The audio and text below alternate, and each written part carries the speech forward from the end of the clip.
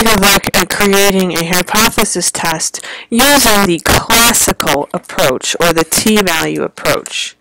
We're going to test the null hypothesis that the average of whatever the situation is equal to 100 versus the alternative that the average is not equal to, or less than 100, excuse me.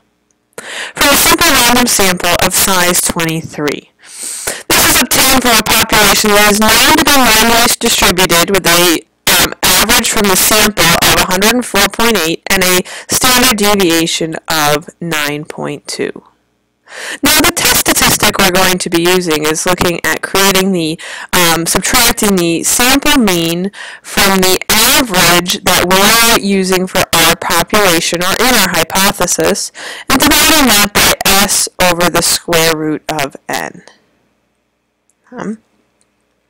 So our x bar is given to us as 104.8 minus the 100 from the population or from the hypothesis statement. The standard deviation is 9.2 and the n is given in the problem as 23. I'm going to go ahead and do the top of this first. 104.8 minus 100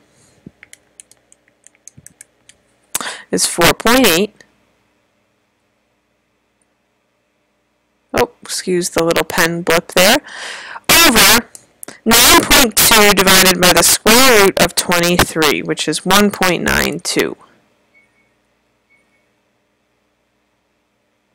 4.8 divided by 1.92 is equal to 2.5. That is my test statistic of t. So over here I'm just going to remind myself that t is equal to 2.5. If the researcher decides to use a significance level of 0.01, determine the critical value or values. Now there's a nice little picture on page 482 that says what we're doing. This is a left-tailed test because we have the less than in the alternative hypothesis. So my critical value is going to be one critical value, a negative value from the chart.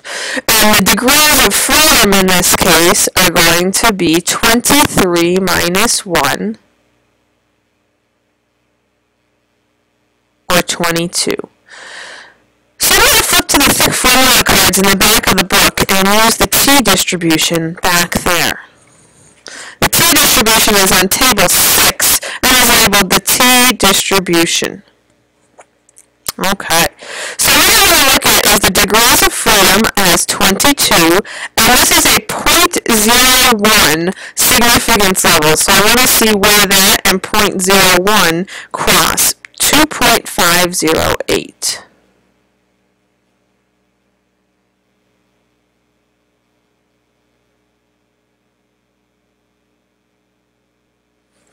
Right. And when we go back to that, so using table 6 to determine the critical value using n-1 degrees of freedom, well, we did that.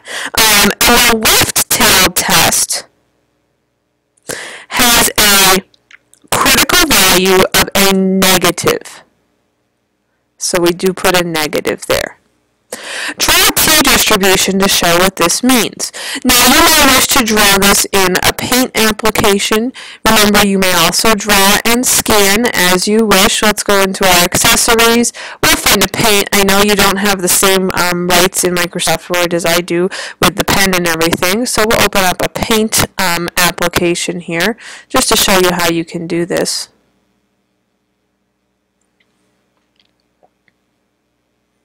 There we go. So if I'm going to draw this, again, there's a very nice picture on page 282 to assist you in drawing this.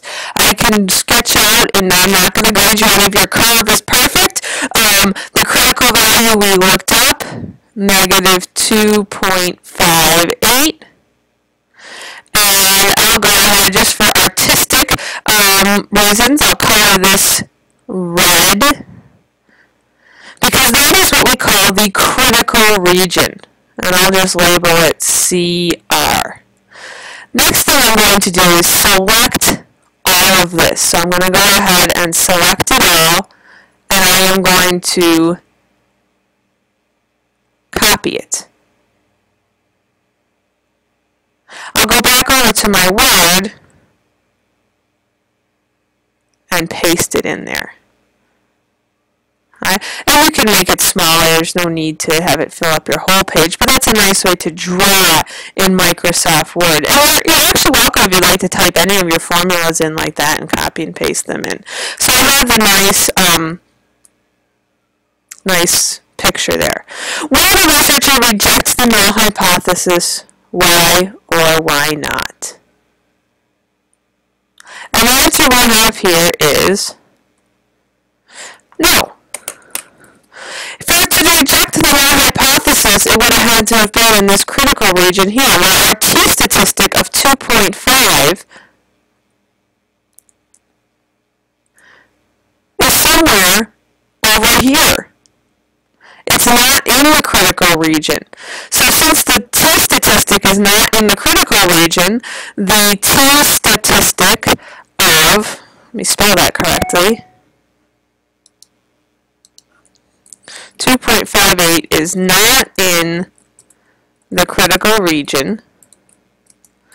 Therefore, the null hypothesis is not rejected. If it was in the critical region, maybe something like a negative 2.7 or a negative 3, we would have rejected the null hypothesis and said that the data supported the alternative. But what we have here is an answer of no, it's not in the critical region, therefore we do support that null hypothesis.